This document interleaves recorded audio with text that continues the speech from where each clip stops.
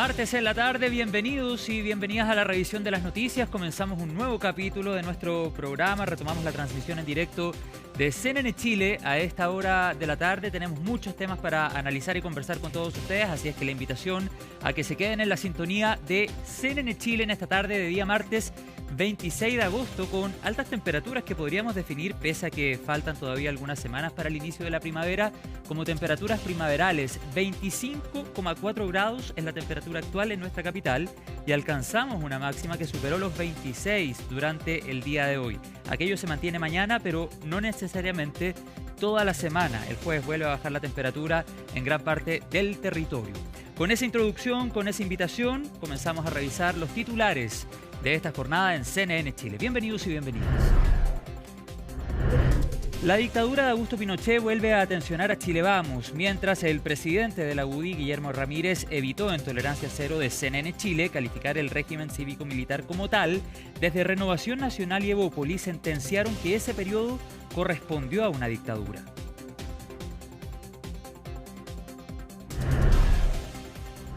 Sigue la polémica por los dichos del presidente del Partido Comunista en contra de Mario Marcel. La candidata Janet Jara afirmó que no es la mamá de ninguno de los dirigentes de los partidos políticos para cuidar sus declaraciones. En tanto, la secretaria general del PC optó por confrontar al vocero de la campaña, Ricardo Lagos Weber, afirmando que esperaba que se enfoque en las propuestas de la abanderada. Hasta el próximo miércoles se extendió el plazo de negociación entre el MIMBU, el municipio de San Antonio, la Subsecretaría del Interior y los dueños del terreno de la gran toma ubicada en el Cerro Centinela. De no haber acuerdo, se deberá proceder con el desalojo de las más de 4.000 familias que viven en el lugar. En temas internacionales, miles de personas salieron a las calles de Israel para exigir a Netanyahu un acuerdo que permita la liberación de los rehenes y el cese de las hostilidades. El denominado Día de la Lucha ocurrió tras el ataque israelí contra un hospital en el sur de la Franja de Gaza que dejó 20 personas muertas, entre ellos periodistas y personal médico. Las FDI aseguraron que el objetivo de los bombardeos era una supuesta cámara para vigilar la actividad militar israelí. Y en el deporte, Universidad de Chile prepara su defensa. El cuadro azul presentará mañana en Conmebol sus argumentos tras los incidentes de la semana pasada sucedidos en Argentina. El presidente de Independiente insiste en responsabilizar a los chilenos.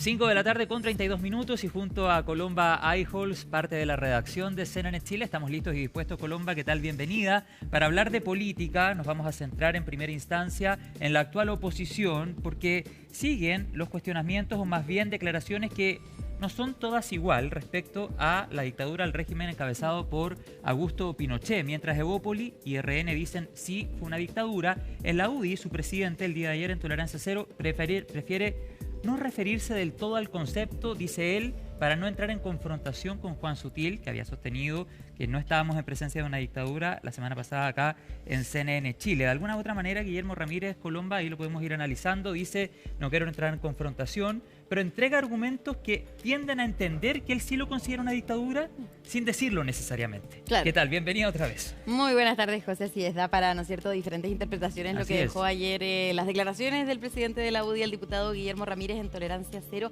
Se le preguntó, José, justamente y tajantemente sobre las declaraciones del encargado estratégico del comando de Evelyn Matei, Juan Sutil, que ya es la tercera semana en donde Juan Sutil está presente en el comando de la candidata, y hay que decirlo, a las 2 semanas de su incorporación, justamente con Mati Burgos aquí en Hoy es Noticias, hace una semana evitó referirse a una dictadura cuando ni siquiera se le consultó. José, él solamente ejemplificó hablando sobre la diferencia del candidato del Partido Republicano y Evelyn Matei, hablando de los mejores años, ¿no es cierto?, de la historia de nuestro nuestro de la país, importancia de los de retorno a la acuerdos, democracia, claro, y en ese contexto entonces es que evita referirse a la dictadura, dice más bien fue un gobierno dictatorial porque las dictaduras se permanecen en el poder, no ceden el poder, haciendo alusión a que Augusto Pinochet habría cedido el poder, ¿no es cierto?, en la historia de nuestro país. Ahora, esas declaraciones ya habían abierto un flanco al interior de Chile Vamos, en el comando también causó bastante revuelo lo que fueron las declaraciones de Juan Sutil, y es un flanco que hoy nuevamente se vuelve a abrir por las declaraciones de Guillermo Ramírez, a quien en esta ocasión sí se le pregunta directamente por lo que fueron las declaraciones de Juan Sutil, si habían sido un error, si es que se habían considerado de esa manera al interior del comando, a lo que tú muy bien decías, José, de alguna manera Guillermo Ramírez evita contestar esa pregunta. Dice, si yo digo A, puede hacer enojar, ¿no es cierto?, a Juan Sutil, al comando de Evelyn Matei. Si yo digo B, también puede tener consecuencias, ¿no es cierto?, graves, quizás en la opinión pública, lo que se podía entender de sus declaraciones. Ahora sí, de todas maneras, José, se le escucha decir un gobierno autoritario. Autoritario con violación de derechos humanos. Exactamente, eso lo reconoce en más de una ocasión. Decía que es importante recalcar que se violaron los derechos humanos durante esa época, pero evita entonces referirse a toda esta época del régimen de Augusto Pinochet como dictadura, pero ya más temprano también durante esta jornada se le consultó justamente a miembros del comité político de Evelyn Matei, que estaban justamente estrenando esta vocería que están haciendo con los 25 voceros programáticos y temáticos del comando de Evelyn Matei, así como también este refuerzo que hay en las vocerías por parte del senador Juan Antonio Coloma, que es el coordinador político del comando, como también del senador Luciano Cruzcoque, quien encabeza el comité político. A ellos dos entonces se les entregó durante esta jornada la tarea de contestar preguntas de la prensa en el ámbito político, y justamente se les consultó por las declaraciones de Guillermo Ramírez, que vamos a pasar a revisar justamente para luego también comenzar a desarrollar cuáles fueron las reacciones durante esta jornada. Pasemos a revisar entonces ese momento ayer en Tolerancia Cero. Si te digo que es una dictadura, estoy contradiciendo al jefe de campaña. Si te digo que no es una dictadura, me meto en un problema gigantesco. Entonces, en vez de calificarlo... Yo imagino que su candidata piensa que es una dictadura. Yo lo voy a describir. Fue un gobierno autoritario en el que hubo violaciones de los derechos humanos, que son siempre y en todo lugar, da lo mismo si es de derecha o izquierda, inaceptables y condenables. ¿Pero por qué es tan difícil decir si fue porque yo una no, dictadura o no? Porque voy a caer... Pero hay una convicción personal. La segunda pregunta que tú me haces es si fue un error meterse en el tema. Es que eso, yo no me quiero meter eso en es el distinto tema. De si fue, bueno. de si fue o no, porque una Hazme cosa es si fue un pregunta, error meterse o no. La pregunta es, ¿usted cree que fue una dictadura lo de Pinochet o no? Hazme la pregunta más adelante. Como más adelante. Como me la han hecho en el pasado muchas veces, yo la he contestado siempre, pero hoy día no la voy a contestar, porque hoy día implica caer. Tú me preguntaste, ¿fue un error lo de Juan Sutil? Yo creo que nosotros lo que tenemos que hacer es no hablar del pasado, hablar de lo que le ofrecemos a los chilenos en el futuro. Bueno, un momento en Tolerancia Cero el día de ayer lo pueden revivir en nuestras plataformas digitales, pero hubo respuesta también de otros miembros del comando durante esta jornada. Tú hablabas del senador Luciano Cruzcoque, Colomba. Sí, así es, porque hoy día justamente se encabezó un comité político, estaba presente la candidata presidencial, que luego fue a participar de un foro convocado por ICARE. No dio declaraciones la candidata de Chile Vamos, de hecho ya participa en este foro de los candidatos presidenciales, candidatos de la oposición. Se había invitado a la candidata del oficialismo, Janet Jara, pero ella declinó la invitación justamente para su despliegue en regiones. Y en ese contexto entonces es que Evelyn Matei participa de este foro, un foro en donde se conversó sobre el empleo, sobre la economía de nuestro país, y posterior a eso, José, hay que decirlo, siempre en los debates hay una conversación con la prensa sobre, obviamente, las materias que se tratan en estos debates y también sobre temas de contingencia obviamente considerando las declaraciones de Guillermo Ramírez, y la candidata Evelyn Matei decidió no participar en ese punto de prensa, pero sí lo hicieron más temprano, como ya decíamos, parte de las personas que encabezan el comité político, por ejemplo, el senador Luciano Cruzcoque de Evópoli. Así que vamos a pasar a revisar cuáles fueron las declaraciones por parte del comando de la banderada. Yo creo que es importante, primero, no remitirnos a 50 años hacia atrás. El gobierno militar fue una dictadura, eso yo quiero que lo tengamos claro. Hubo una declaración también que fue muy valiosa del Senado en algún momento reconociendo que había sido una dictadura, y creo que hoy día los chilenos nos están pidiendo que miremos hacia el futuro. Creo que no sirven este tipo de polémicas artificiales cuando tenemos hoy día los problemas de empleo que tenemos, y por eso que estamos promoviendo hoy día el 1.000.000 de empleos que es capaz de sacar adelante Evelyn Matei, los problemas de delincuencia, de criminalidad, de migración. Creo que ahí nos debemos enfocar, no en jugar si fue una dictadura. Bueno, el senador Cruzcoque de Evópoli, tajante, sí lo califica como una dictadura el régimen de Augusto Pinochet. ¿Hay posibilidad, Colomba, también considerando la estrategia que ha levantado el comando de Evelyn Matei, que la propia candidata se refiera al punto o lo va a dejar al menos, es lo que se ha podido ver hasta ahora, en la voz de los voceros, valga la redundancia? Lo cierto, José, es que es bien evasiva la candidata con este tema puntual. Hay que recordar, obviamente, que esto también, el primer flanco que se abrió al interior de su comando fue justamente por declaraciones que ella entregó en Radio Agricultura, ¿no es cierto?, en el mes de abril. Luego eso también llevó a que en el mes de agosto hiciera una carta abierta, obviamente respondiendo a las declaraciones de Sebastián Edwards más temprano esa semana, pero donde también pedía disculpas por lo que fueron sus declaraciones sobre que las muertes del 73 y del 74 fueron inevitables y que de alguna manera ese golpe de Estado en el 73 era necesario porque si no, y cito sus declaraciones en Radio Agricultura, este país se iba derechito a Cuba. Habían sido entonces esas declaraciones que principalmente fueron las que abrieron todo este flanco, toda esta discusión, que también, José, hay que decirlo, en un año electoral, y lo hemos tenido en diferentes elecciones presidenciales, incluso también en las discusiones parlamentarias, el tema, ¿no es cierto?, de esa parte, de ese periodo de nuestra historia del régimen de Augusto Pinochet, es algo que sale a flote, que sale a la conversación en los debates televisivos. También vemos preguntas de nuestros colegas hacia los candidatos presidenciales para que se refieran a eso, pero sin que se le consultara este año directamente, ¿no es cierto?, por parte de los periodistas. La propia candidata presidencial Evelyn Matei abordó ese tema, reabrió entonces ese flanco que, como decía, se abre cada cierto tiempo en año electoral, y luego también esta seguidilla, ¿no es cierto?, de declaraciones tanto de Juan Sutil como ahora también del diputado y presidente de la UDI, Guillermo Ramírez, y son declaraciones, José, que si bien la candidata presidencial Evelyn Matei no quiso responder, como te digo, es bastante evasiva. Su equipo por lo menos también la protege bastante en lo que es esta materia. El gobierno sí respondió a las declaraciones del diputado Guillermo Ramírez, lo hizo de hecho el ministro de Seguridad Pública, Luis Cordero, ahora en calidad de exministro de Justicia y también como la figura que encabezó el plan de búsqueda impulsado por este gobierno. Así que vamos a pasar a revisar, ¿no es cierto?, cuáles fueron esas declaraciones de Luis Cordero. Cuando se usurpa el poder por la fuerza, se bombardea la moneda,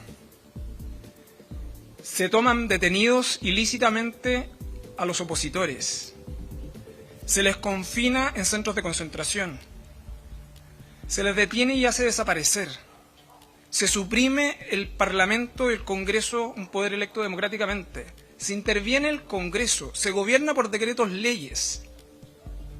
Eso solo tiene un nombre: técnica y políticamente. Eso se llama dictadura aquí y en cualquier parte del mundo. Y yo creo que no hay que tener vergüenza de llamar a las cosas como son.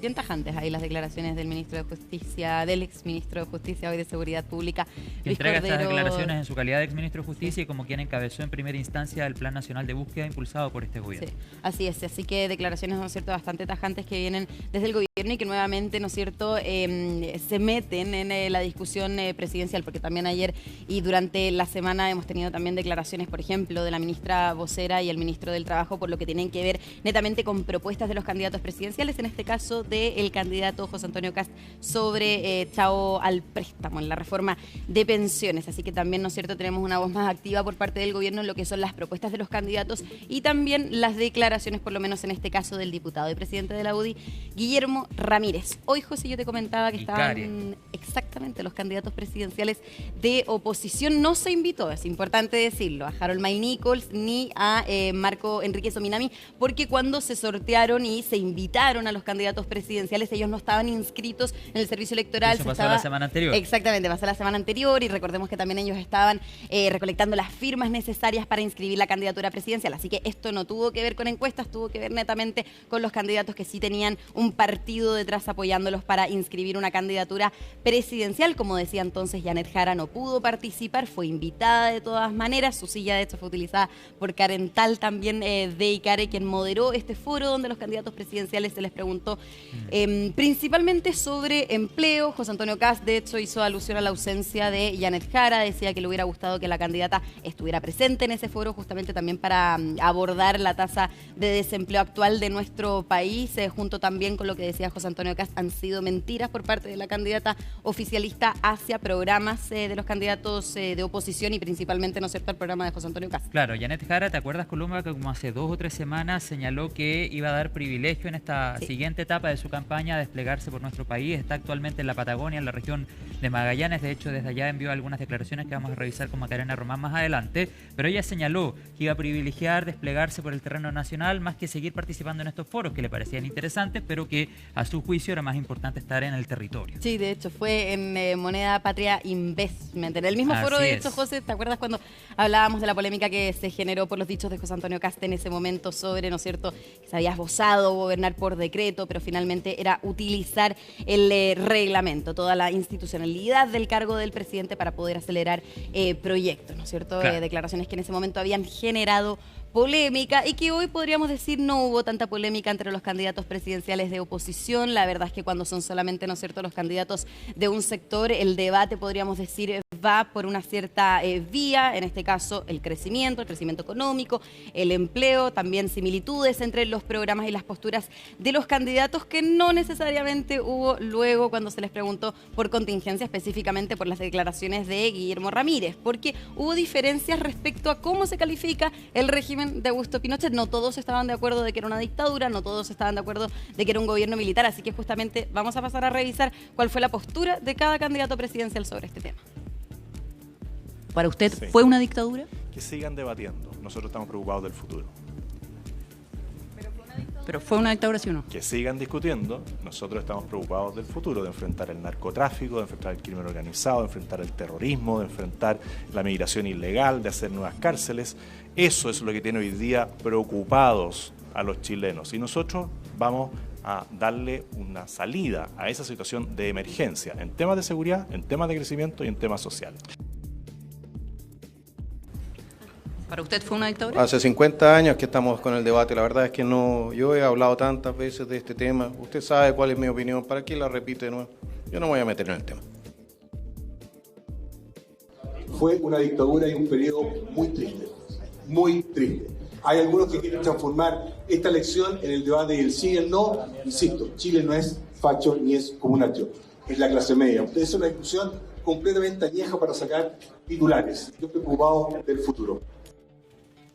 Bien, ahí la postura de tres candidatos presidenciales. Vamos a quedar atentos. El día de hoy en CNN Prime, invitado Johannes Kaiser. Sí.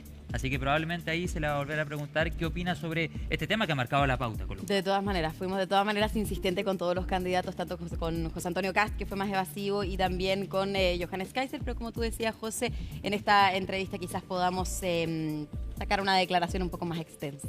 Claro, vamos a quedar atentos entonces esta noche en CNN Prime. Columba, lo último, en el debate en Icare, la candidata Matei no le impugnó a José Antonio Kast la propuesta de chao al préstamo del Estado, porque recordemos que el día de ayer ella señaló en declaraciones a la prensa que esa propuesta no tenía ningún futuro.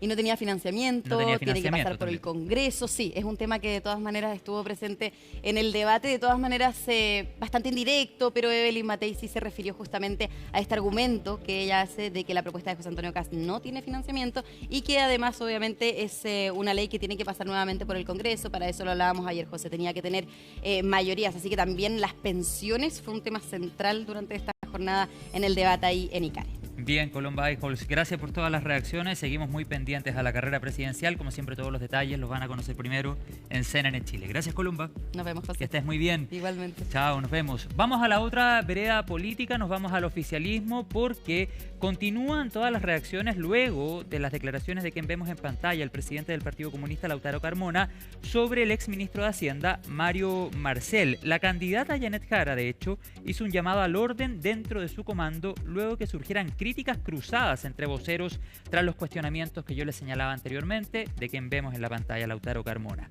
Macarena Román tiene esas reacciones, las declaraciones cruzadas, las revisamos con ella a esta hora de la tarde. Macarena, ¿qué tal? Bienvenida.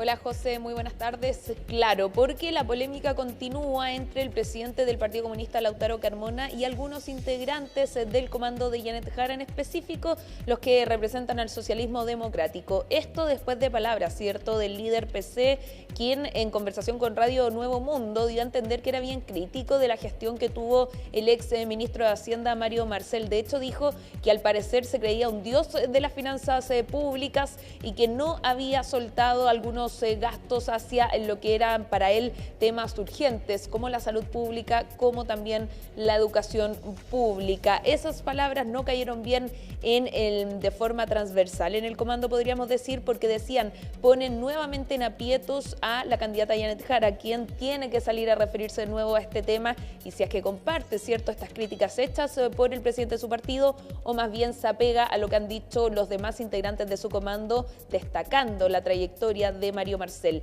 ¿Qué dijo hoy la candidata Janet Jara? Desde Punta Arenas se tuvo que referir a este tema y pidió entonces enfocarse en lo que ella estaba viendo como objetivo, que es avanzar, ¿cierto?, en esta candidatura, obviamente poniendo en perspectiva las necesidades del país, dejando al lado este tipo de controversias. Dijo, de hecho, que si era necesario hacer una reunión cuando ella vuelva a Santiago, entonces la va a hacer para que todos se ordenen detrás de ese objetivo, que es poner sobre la mesa algunas medidas concretas en pos, ¿cierto?, de los ciudadanos y ciudadanas de nuestro país. Escuchemos. Con todo, yo quiero señalar que durante el tiempo que fui ministra junto al ministro Marcel, logramos avanzar en temas relevantes y estoy muy contenta de que desde septiembre en adelante empiecen a subir las pensiones y en enero le suban a 1.400.000 personas. Cosa que no va a pasar si gana el candidato Kast, que ha señalado que va a eliminar el aporte al seguro social que hay dentro de la reforma previsional. Y yo les pediría a todos que se concentren en la campaña y en entender que el proyecto político adversarial no está entre nosotros, está al frente. Y no son nuestros enemigos, pero piensan distinto a nosotros, tienen una mirada distinta de país. Entonces yo lo que haría es pedir esa concentración. Pero también quiero ser clara en esto. Aquí somos todos adultos y cada uno es responsable de lo que dice y de lo que expresa. Yo no soy la mamá de ninguno de los dirigentes de los partidos políticos. Quiero ser presidenta de Chile para darle soluciones a Chile. Fuerte y claro, dice Janet Jara también, ¿cierto? No soy la mamá de ningún dirigente político y por ende cada uno se hace responsable de sus propias palabras.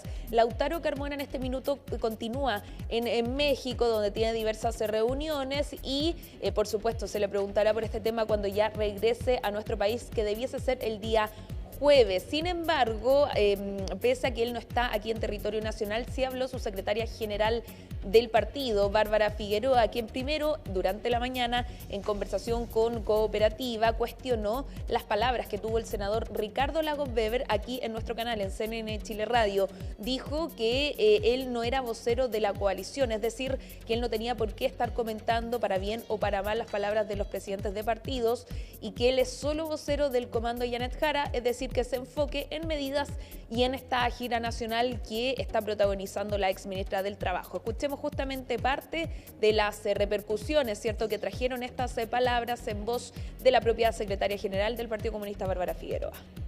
Acá lo realmente importante es hacernos cargo de que en el marco del debate de las campañas tenemos un candidato que está proponiendo quitarle el derecho a 1.400.000 jubilados y jubiladas de recibir una pensión y un aumento de pensión ahora en lo inmediato.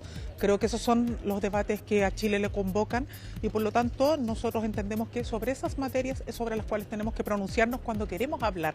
Yo insisto, acá no hay un debate mayor sobre nuestro comando, acá tenemos que hacernos cargo del debate que confronte posiciones entre las distintas candidaturas. Acá, si hay un debate central, es el debate que se ha puesto con el riesgo de que tengamos un retroceso en materia de pensiones.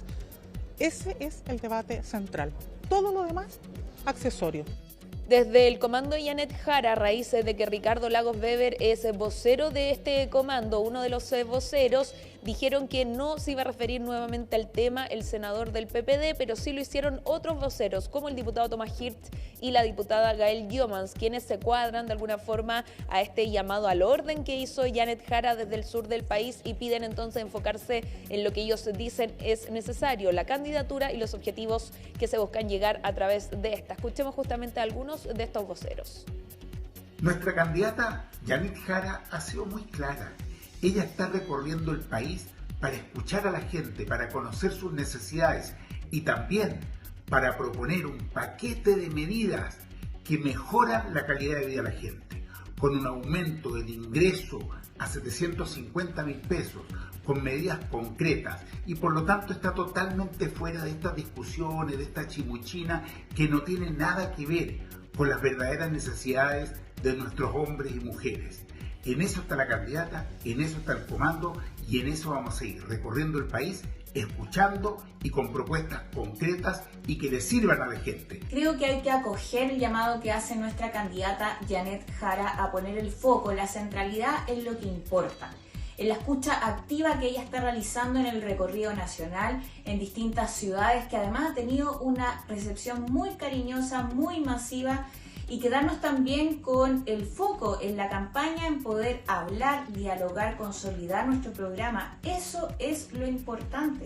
Nuevamente entonces José Lautaro Carmona genera ruido dentro del oficialismo, dentro en este caso del comando de Janet Jara, quien tuvo que salir, ya lo decíamos, a responder acerca de estas palabras, ¿cierto?, que tuvo el presidente del PC y que además, ¿cierto?, hace que dos integrantes importantes del comando de alguna forma se enfrenten. En este caso hablamos de Bárbara Figueroa por un lado y por supuesto el senador Ricardo Lagos Weber. Esto a pesar de que la candidata de Janet Jara, bien lo decíamos, estaba y buscaba enfocarse, ¿cierto?, en esta gira nacional que hoy la tuvo en Punta Arenas y que mañana la tendrá más cerca aquí de la región metropolitana, en O'Higgins, justamente en Rancagua y Machalí.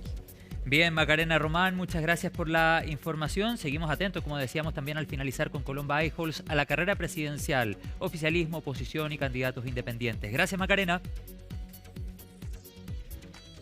5 de la tarde con 55 minutos, ya nos acompaña el periodista Miguel Ángel Araya, también parte de la redacción de CNN Chile, porque durante esta jornada, Miguel Ángel, reaparecieron los imputados del caso Audio Factop, entre ellos el polémico abogado, a estas alturas lo podríamos calificar así, Luis Hermosilla, acompañado de su hermano, quien ejerce su defensa.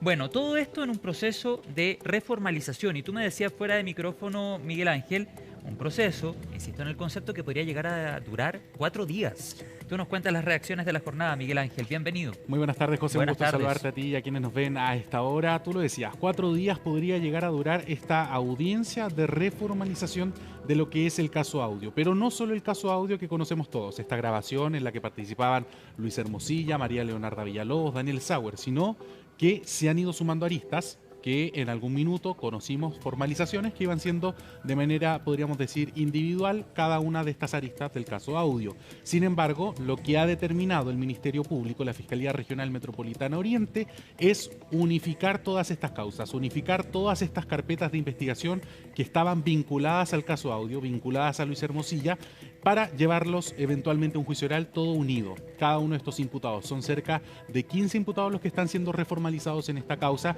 entre ellos los que ya mencionábamos, Luis Hermosilla, Leonarda Villalobos, Daniel Sauer, Ariel Sauer, Alberto Sauer, el padre del clan Sauer, los hermanos Jalaf, entre otras figuras e imputados que han sido formalizados con el paso del tiempo desde que estalló este caso e incluso antes. Hay que señalar que el caso Factop, el de las facturas falsas que estaban presentando y administrando los hermanos Sauer junto a Rodrigo Toppelberg, también era un caso que venía siendo investigado incluso antes de que estallara y se diera a conocer este polémico audio en el que se habla de posibles pagos de coimas y de sobornos a funcionarios del Servicio de Impuestos Internos y también de la Tesorería General de la República. Miguel Ángel, la idea de la defensa de Luis Hermosilla es adelantar lo más posible el inicio del juicio, ¿verdad? Así es. Lo que está pidiendo la defensa de Luis Hermosilla, encabezada por su hermano Juan Pablo Hermosilla, es llegar lo antes posible a un juicio oral, porque él dice que en un juicio oral es donde ya la defensa tendrá un rol más activo,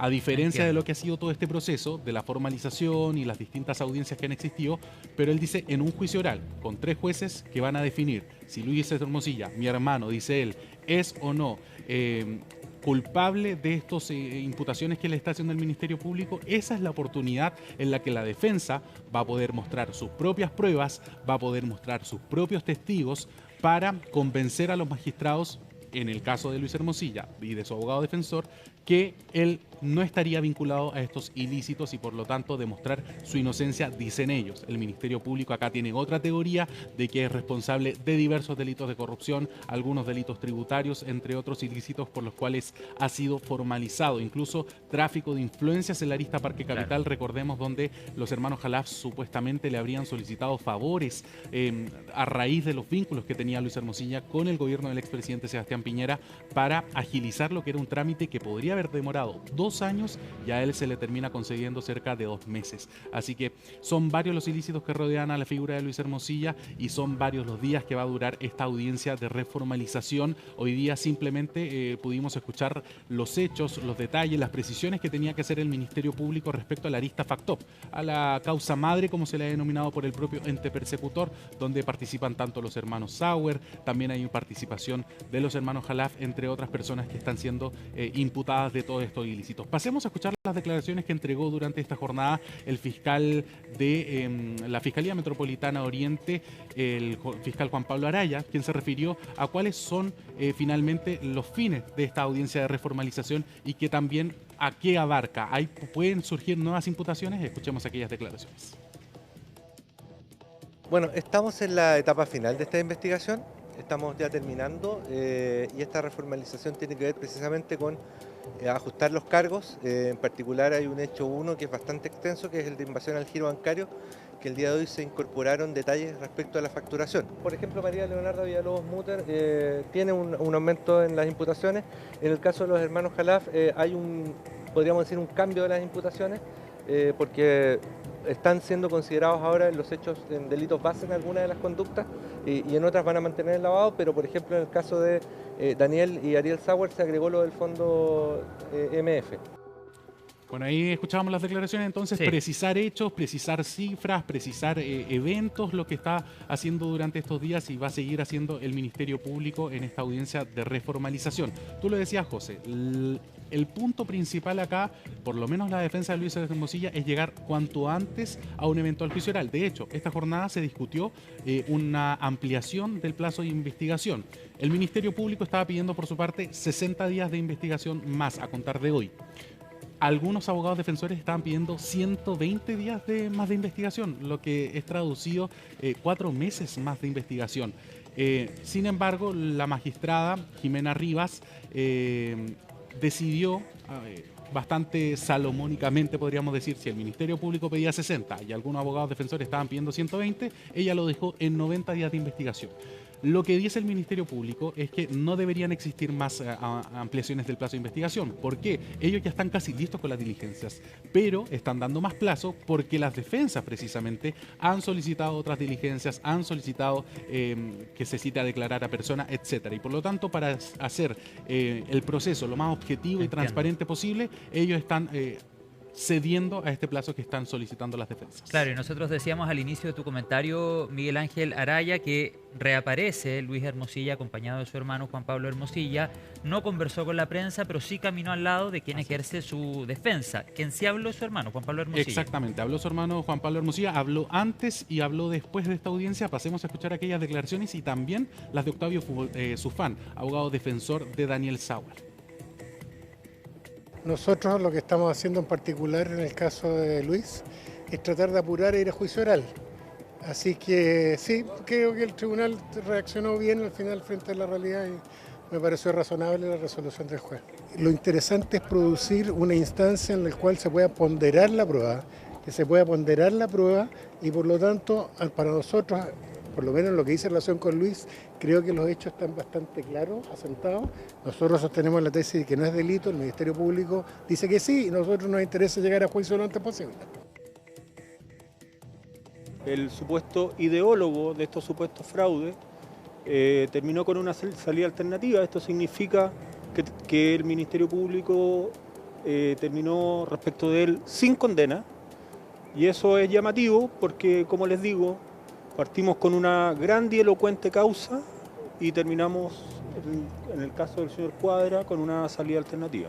Lo que no vamos a aceptar en todo caso es que Daniel Sauer sea el chivo expiatorio en esta causa. No vamos a tolerar que eso ocurra. Bueno, este punto que tocaba el abogado Octavio Sufán es bastante importante porque hoy una de las cosas relevantes que sucedió, un hito bastante importante de la causa, es que se ha concedido la primera salida alternativa de uno de los imputados del caso Audio. Se trata de Darío Cuadra. No es tan conocido su nombre dentro de la historia, pero ¿cuál era su rol, al menos a lo que apuntaba el Ministerio Público en las primeras audiencias, cuando fue formalizado, etcétera? Él era el abogado de los hermanos Daniel y Ariel Sauer y principalmente tenía un rol de apoyar en las gestiones que se realizaban desde Factop y también desde STF Capital, este factoring y la corredora de bolsa. Y por lo tanto, él habría estado detrás, era apuntado como el ideólogo de este esquema defraudatorio, de la presentación de facturas falsas, etcétera, de la recolección de acreedores. Él habría tenido participación en ese sentido y por lo cual fue formalizado por delitos tributarios. No tiene otro tipo de delitos, sino que netamente delitos tributarios. Sin embargo, el Ministerio Público llegó a un acuerdo con la defensa de Darío Cuadra, que es esta salida alternativa, que es una suspensión condicional del procedimiento. ¿En qué consiste? Él tendrá que pagar 10 millones de pesos al fisco de Chile. 5 millones en una cuota, el resto es 1.250.000 pesos en 4 cuotas. Además, si llega a cambiar su domicilio, tiene que avisarlo al tribunal y además firmar cada 3 meses ante la comisaría más cercana. Esto sería en Lo Barnechea. Por lo tanto, si él cumple con estos 3 requisitos y además en un plazo de 1 año no es formalizado por ningún otro ilícito, por otra causa, por alguna ilícito que pueda cometer en el plazo de 1 año, su investigación, su imputación queda anulada. Es decir, por eso se trata de una suspensión condicional del procedimiento. La investigación en contra de él está suspendida en el cabo de 1 año y si él cumple con estos requisitos impuestos por el tribunal el día de hoy, su investigación queda nula. Se cierra en cuanto a las imputaciones en su contra. Vamos a escuchar las declaraciones que entregó, de hecho, durante esta jornada su abogado celebrando esto. Él dice que este imputado Darío Cuadra habría colaborado intensamente en la indagatoria, aportando antecedentes importantes para el Ministerio Público. Lo que acabamos de ver ha sido el resultado de un trabajo de mucho tiempo con el Ministerio Público, lo cual ratifica la postura de la defensa y podemos obtener esta salida alternativa, que es la primera acordada sin oposiciones por parte de los intervinientes y que pone una salida pacífica a esta causa. En ese sentido estamos muy contentos con el trabajo que hemos desarrollado y de la forma como se ha llevado la causa. Por lo menos tranquilidad por parte de mi representado, totalmente esto lo deja eventualmente excluido de lo que se había señalado hace mucho tiempo respecto a su participación en estos hechos. Bueno, las condiciones es pagar una suma de dinero, fijar domicilio y que mi representado no sea formalizado durante el transcurso de 1 año. Bueno, Miguel Ángel, ahí el abogado de Darío Cuadra. En el caso de los hermanos Sauer, posibilidad de que eventualmente alguno pueda optar una salida abreviada. ¿Qué se ha conversado sobre el tema? Eso se conoció durante esta jornada, lo dijo el propio abogado de los hermanos Sauer, Octavio Sofán, que escuchábamos hace pocos minutos atrás, y también lo confirma el fiscal Juan Pablo Araya, que se está estudiando una posibilidad de llegar a un acuerdo con una salida alternativa, también un procedimiento abreviado, para Alberto Sauer, quien estamos viendo precisamente en las imágenes ahí con un terno gris. Ariel Sauer entonces sería uno de los beneficiados con un posible procedimiento abreviado. No hemos sabido de más nombres, pero también es probable que puedan apegarse a esto, obtener este beneficio de no llegar a un juicio oral, pero eso también es un punto importante. Para poder proceder a un procedimiento abreviado, los imputados deben aceptar las imputaciones en su contra. Y acá la verdad es que muchos de los imputados que han participado del caso Audio, del caso Factop, del caso La Reinvial, se dicen ser inocentes desde el primer día. Así que va a ser interesante, si quieren acogerse a este procedimiento abreviado, muchos tendrán que aceptar su responsabilidad en las imputaciones. Aceptar algún grado de culpabilidad, digamos. Exactamente. Bien, Miguel Ángel Araya, gracias por la información. Entonces quedamos atentos a esta reformalización que, como tú decías al comienzo, podría llegar a durar 4 días incluso. Va a ser un tema que va a marcar esta semana y quién sabe también parte de la próxima. Muchas gracias, Miguel Ángel Araya. Buenas tardes. Buenas tardes. Que estés muy bien. Gracias. Nos vamos a la pausa a esta hora con imágenes de Santiago. ¿Me van a creer si les cuento que la máxima que alcanzamos hoy en la región metropolitana, de acuerdo a información de la estación meteorológica de Tobalaba, superó los 28 grados? Eso en estación meteorológica Tobalaba. Estación Quinta Normal, que mide el centro, estuvimos en 27 y a esta hora casi 23, siendo las 6 de la tarde con 7 minutos. Nos vamos a la pausa con imagen en directo desde Providencia. Ya estamos de vuelta con las noticias. Estamos de vuelta en esta tarde de noticias en CNN Chile. Vamos a hablar a esta hora sobre plan de emergencia habitacional, cómo van las cifras, dónde redoblar los esfuerzos, y conversaremos también sobre la reciente entrega de 144 viviendas en la comuna de Peñalolén, en la región metropolitana. De todo eso y, por supuesto, otros temas de la contingencia, conectamos a esta hora con el ministro de Vivienda, Carlos Montes, que amablemente ha aceptado la invitación de CNN Chile. ¿Cómo está, ministro? Bienvenido. Buenas tardes. Muchas gracias por la invitación. Aquí estamos Perfecto. Trabajando en distintos temas de la vivienda. Me imagino que así es. ¿Cómo van las cifras, ministro, del plan de emergencia habitacional respecto a la meta impuesta por el presidente Boric al inicio del mandato? Mire, el plan de emergencia habitacional es juntar muchos esfuerzos para tener más vivienda, calculamos el 40% del déficit, que esté en todas las comunas del país y cada región tiene y cada comuna tiene una meta. ¿Cómo nos va con eso? Hemos llegado al 80% de la meta, o sea, eso significa 209.000 aproximadamente viviendas a lo largo de Chile y tenemos además 127.000 en construcción. Esto no es solo metas de casa, sino que significa condiciones de vida, calidad de vida, condiciones para que muchas familias que no disponen puedan acceder a la vivienda. ¿Es suficiente o no es suficiente? Es por eso que junto con trabajar para la meta estamos viendo qué hacemos para adelante. Y es por eso que tenemos la idea de que Chile debería producir 100 o 120.000 al año. Ojalá que eso lo logremos y para eso hemos trabajado en incorporar la planificación, la diversificación de productos, la vivienda industrializada, el banco de suelo, otra relación con las organizaciones sociales y buscar alternativas de financiamiento, porque no es solo construir viviendas, sino que es crear condiciones de calidad de las viviendas y también para el futuro producir más y que esto hay que hacerlo con mucho esfuerzo de todos. Esto no es de un color político u otro color político, es un problema país. Y en eso hemos estado trabajando. Ministro, cuando el presidente Boric llega al Palacio de la Moneda, dice, nosotros nos comprometemos durante los próximos 4 años, ya estamos cerca de aquel plazo, a construir 260.000 soluciones habitacionales. Usted nos decía en la respuesta interior que ya van en más del 80% de aquella cifra. Cuando hacen este análisis, cuando hacen el catastro inicial, hablaban de un poco más de 600.000 viviendas de déficit en nuestro país. ¿Esa cifra, ese déficit se ha mantenido o ha tendido a aumentar con el pasar de los años? Pienso en lo que le queda por tarea al gobierno que asume en el mes de marzo. Mire, de las 650.000, que era el déficit que estimábamos en ese entonces, inicial, se llegó a la meta de 260.000 para este gobierno. No se podía resolver todo. Hay muchas situaciones que un gobierno por sí solo no puede resolverlo. ¿Cómo va el déficit en general? Mire, con los datos que nosotros manejamos, que no tenemos todavía un cálculo muy preciso porque el censo todavía no se entrega, el último censo que nos va a dar una base mucho más sólida. Pero aquí lo que importa es ir trabajando por mejores viviendas, mejores barrios, mejores ciudades. Y en eso estamos. ¿Y dónde redoblar los esfuerzos, ministro? Hoy día tenemos los proyectos. En este momento, para cumplir la meta, necesitamos terminar 200 proyectos que están en marcha. Y estamos trabajando en esos 200 y estamos viendo que otros proyectos que están terminándose se terminen completamente. Y en la región de Valparaíso, ministro Montes, a propósito de los incendios de hace 18 meses atrás, ¿cómo va la reconstrucción allí? ¿Qué pasa con la totalidad de las casas afectadas? Ha habido críticas bien transversales, por ejemplo, el informe reciente del Instituto Libertad o incluso la alcaldesa de Viña del Mar, Macarena Ripamonti. También se ha sumado a las críticas del gobernador de la región de Valparaíso. Mire, yo comprendo, todo el mundo entiende de que cuando hay una catástrofe como la que fueron los incendios de Valparaíso, lo óptimo es tener todo listo rápidamente, ojalá no demoramos meses. Quiero solamente decirle una cosa, por favor, porque a veces la crítica requiere más antecedentes.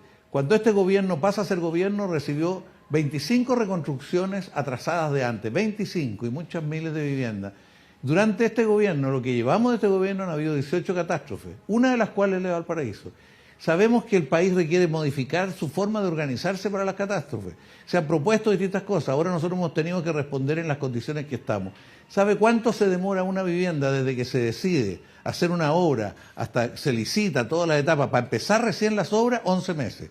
11 meses, porque tenemos un mal sistema. Hay otros sistemas que no son así. O sea, reconoce descoordinaciones, desorden o exceso de burocracia. No estoy hablando de ninguna de esas cosas. Estoy hablando de que aquí tenemos un procedimiento que establece la ley y la Contraloría, que para hacer un loteo hay que hacer una licitación. Y una licitación en que se elaboran las bases de la licitación, se hace la licitación, se selecciona la licitación, empieza a ejecutar y tenemos que controlarla. Y todo eso son días, meses y semanas. Ese es uno de los problemas. Es cierto que también hay cosas decisiones no las adecuadas en un momento que se toman de parte de distintos equipos, en distintos roles. Es cierto que a veces se podría trabajar más fuerte, pero estamos trabajando con harta compromiso con la necesidad de la familia. Sobre lo mismo, ministro, ¿qué decisiones particularmente que dependan de la cartera que usted encabeza tal vez no se tomaron de la manera más acelerada o de la manera correcta? Usted lo señalaba al finalizar su respuesta.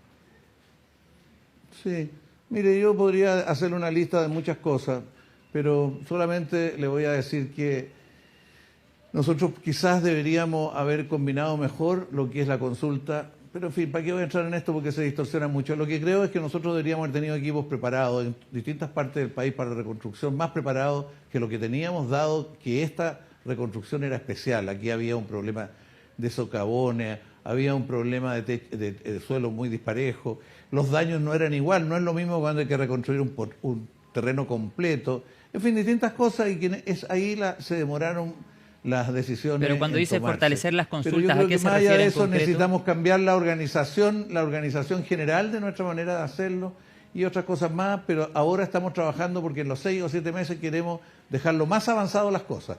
Y yo le pido que ojalá vayan a terreno, que ojalá vayan a conocer lo que se está haciendo, para que vean el esfuerzo que se está haciendo. Estos días vamos a inaugurar 20 casas en unos lugares. Sería muy bueno que ustedes fueran y dijeran, bueno, faltan, pero se está avanzando, se están haciendo cosas de tal manera de poder también generar ánimo en todos los que trabajan, todos los que sufren esto y generar respuestas lo antes posible. Pero cuando usted dice fortalecer las consultas, ¿a qué se refiere en concreto, ministro? ¿Que el catastro inicial haya sido mejor o se refiere a un proceso ya avanzado el tiempo tras la emergencia?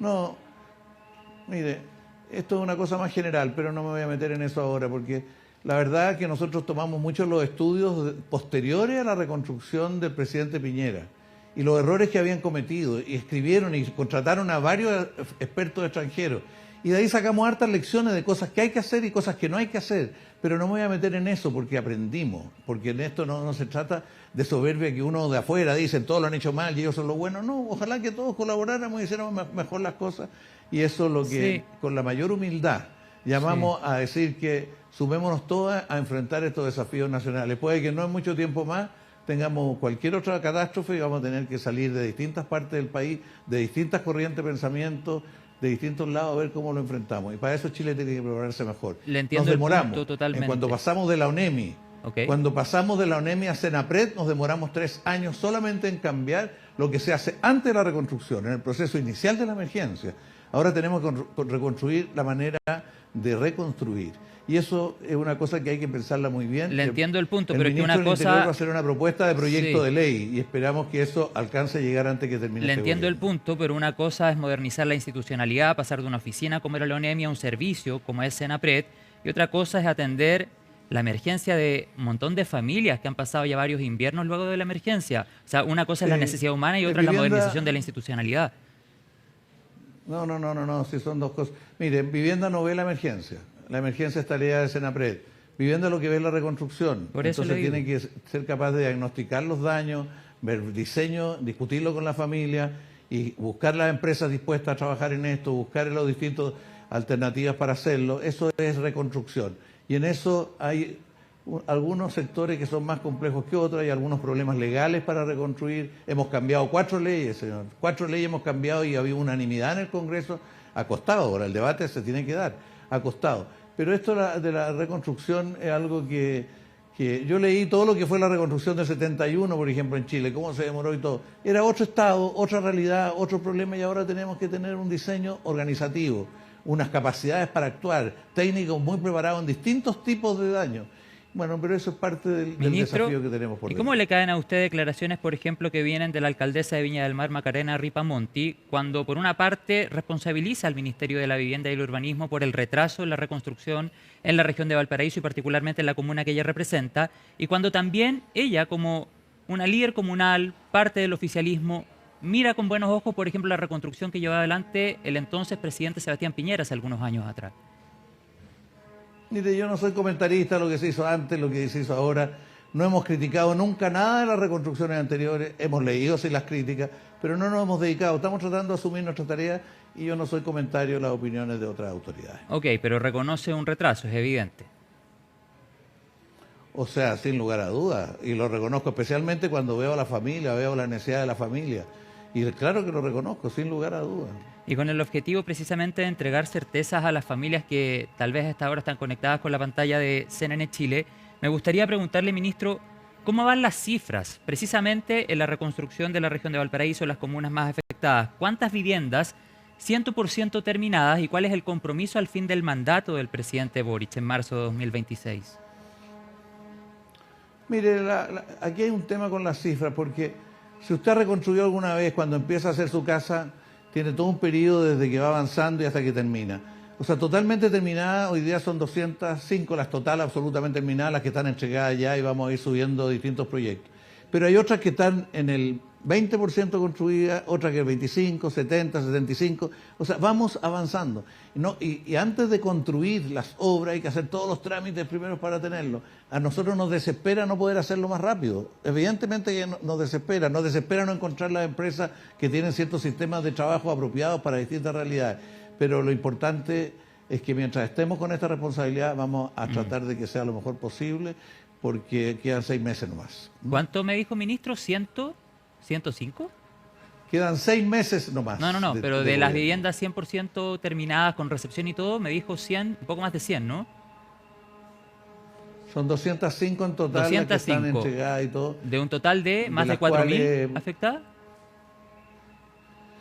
Cerca de 4.000, pero hay como 2.700 que están en distintas etapas ya de avance y desarrollo de distintas cosas, pero nos parece que hay que traducirlo todo esto en resultados finales, pero demora.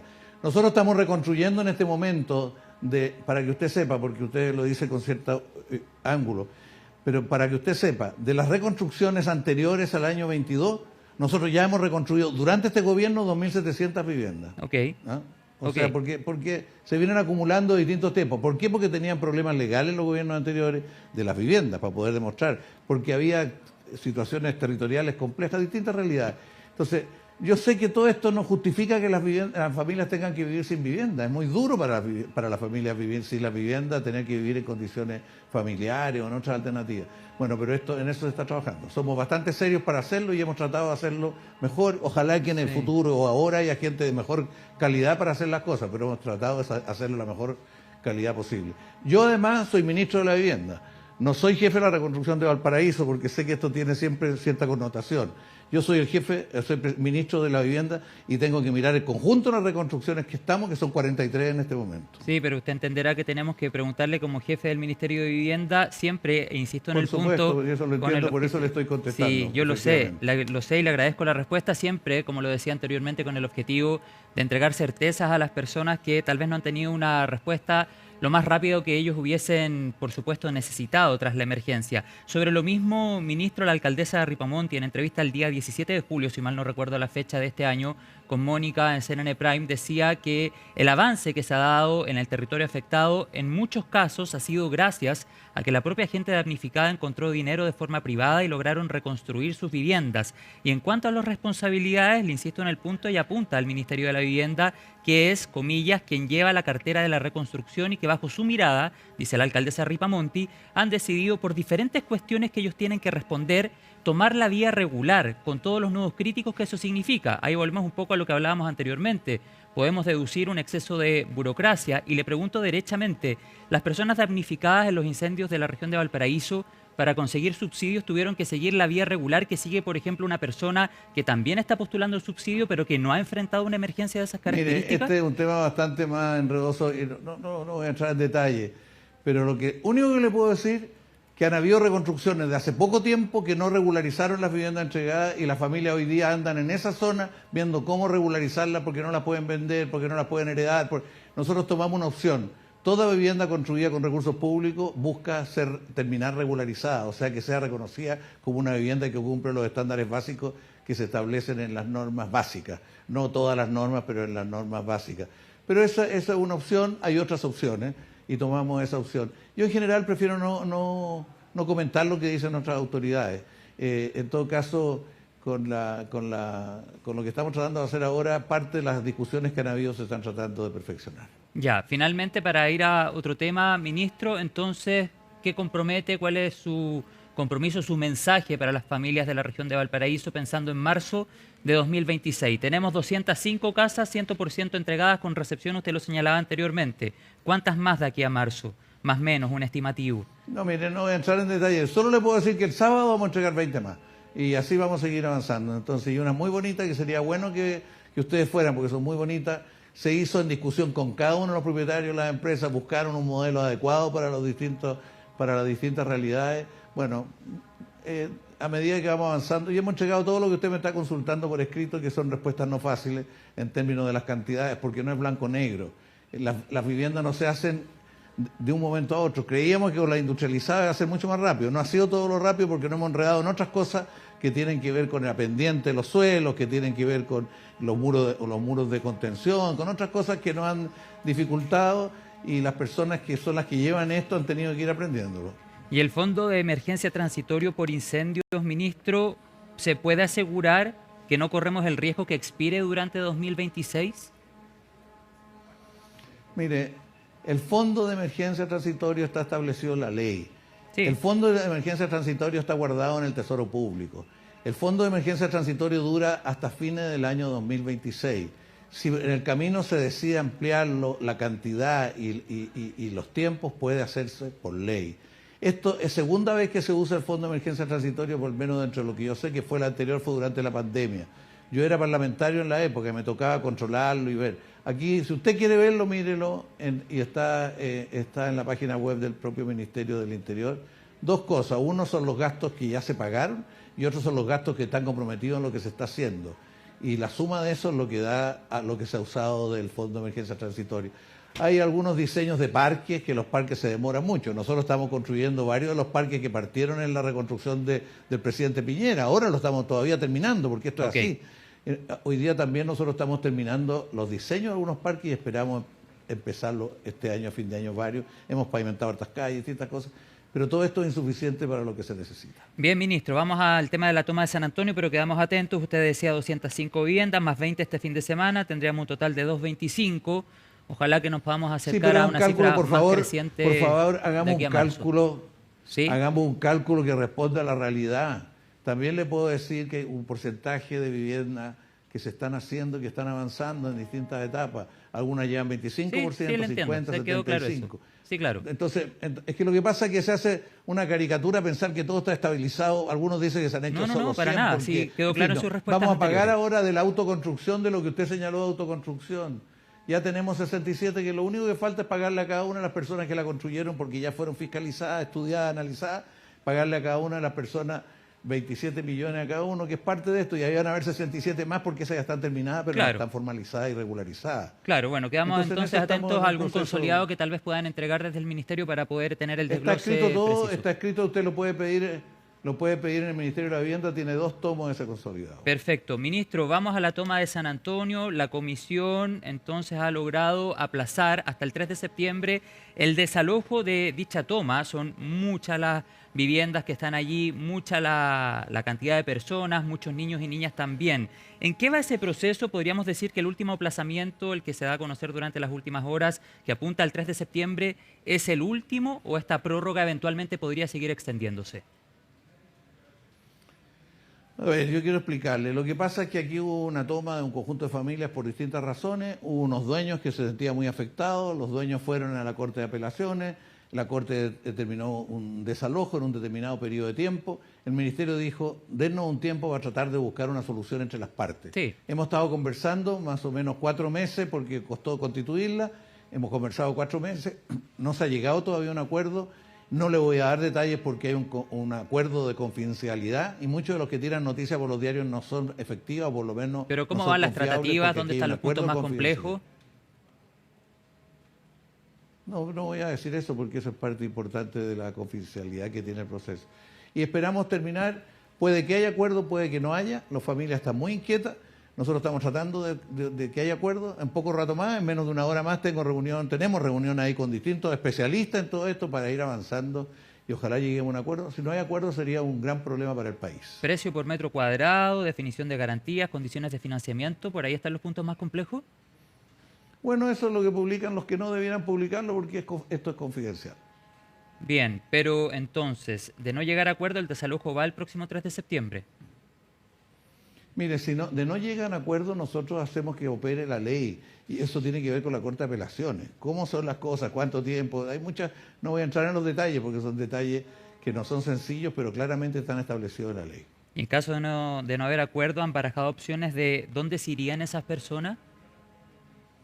Eso le corresponde a otra instancia más que al Ministerio de la Vivienda. El Ministerio de la Vivienda tiene un rol hoy día de tratar de poner de acuerdo. Puede que la Corte le dé más responsabilidad al Ministerio, pero eso hasta ahora no lo tenemos. ¿Quienes habitan pagan, ministro, como usted sostuvo en el verano de este año? ¿Cómo que pagan qué? Quienes habitan ese lugar de llegarse a un acuerdo van a estar obligados a eventualmente pagar con, por supuesto, las consecuentes garantías. Toda la conversación partió y ha estado de que los pobladores, las familias van a copagar, ellos van a pagar el terreno y a partir de lo cual van a postular a los subsidios para urbanizar y construir viviendas. Eso es un proceso que se ha hablado desde el comienzo. ¿Cuánto van a pagar? Bueno, eso son parte de las conversaciones. Claro, cómo debiese ser ese pago, bajo qué garantías, etcétera. Ministro, para finalizar, quisiera preguntarle un tema relacionado a la contingencia política. ¿Cómo valora la trayectoria de Mario Marcel en Hacienda, su compañero de ruta desde el inicio del mandato del presidente Gabriel Boric? Mira, Marcel lo conozco desde el gobierno de Patricio Aylwin y el gobierno del presidente Freddy Ruiz Tagle, etcétera. Sé sus capacidades, sé su experiencia y, bueno, él trató de hacer un aporte importante y ahí está. Y así ha sido valorado por prácticamente todo el oficialismo, o casi todo el oficialismo. Sin embargo, el presidente del Partido Comunista dijo otra cosa, esbozó críticas, pidió que se transparentara la razón por la que deja el gabinete. ¿Cómo recibe usted, ministro, las palabras del presidente del PC?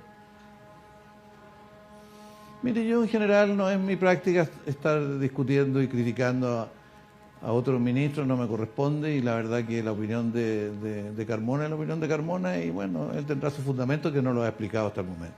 Pero me imagino, claro, que independiente de lo que usted nos señala, tiene una opinión política al respecto, todo en medio de la discusión por la campaña presidencial. Algunos dicen que no ayuda en nada, por ejemplo, la candidata oficialista Janet Jara. Sí, pero yo en general estoy tratando de avanzar en los objetivos que tiene el Ministerio de la Vivienda. Trato de no ser comentarista de la coyuntura y la contingencia política y por eso que perdóneme, pero no le voy a decir ningún otro elemento. Perfecto, ministro de Vivienda y Urbanismo Carlos Montes, le agradezco la comunicación hasta ahora con CNN Chile. Importante relevar lo que hablábamos al comienzo de la meta impuesta por el presidente Boric al inicio del mandato de construir 260.000 soluciones habitacionales. Ya se ha alcanzado un 80% de aquella meta. Eso es una buena noticia. Sé que hay buenos datos también en la región de Aysén. Hay territorios en los que hay que seguir trabajando con más fuerza y, por supuesto, ministro, vamos a quedar atentos a cómo sigue la reconstrucción en la región de Valparaíso, que lo hablamos en extenso durante esta conversación. Muchas gracias. Bueno, muy bien. Muchas gracias y ojalá que hablemos de nuevo a medida que vayamos avanzando. Y si usted quiere o su medio quiere ir a terreno el sábado, podrían acompañarnos porque para que vean cómo son las viviendas que se están construyendo. Por supuesto, ministro. Cuando quiera hacemos el consolidado de cómo va el avance en Valparaíso. Que esté muy bien. Muchas gracias. Muchas gracias a usted. Hasta luego. Gracias. Chao. A esta hora de la tarde nos vamos a la pausa. En Hoy es Noticia. Estamos de vuelta con más información en CNN Chile. Estamos de vuelta con las noticias en esta tarde de día martes. Les cuento a esta hora que luego que el jefe económico de Janet Jara señalara que la candidata no es la responsable de la crisis laboral, surgió la pregunta: ¿quién es responsable de la creación de empleos en el país? Todo el detalle y por supuesto la visión de expertos a esta hora junto a la periodista Elizabeth Acosta, que nos acompaña en Hoy es Noticia. ¿Qué tal, Elizabeth? Buenas tardes.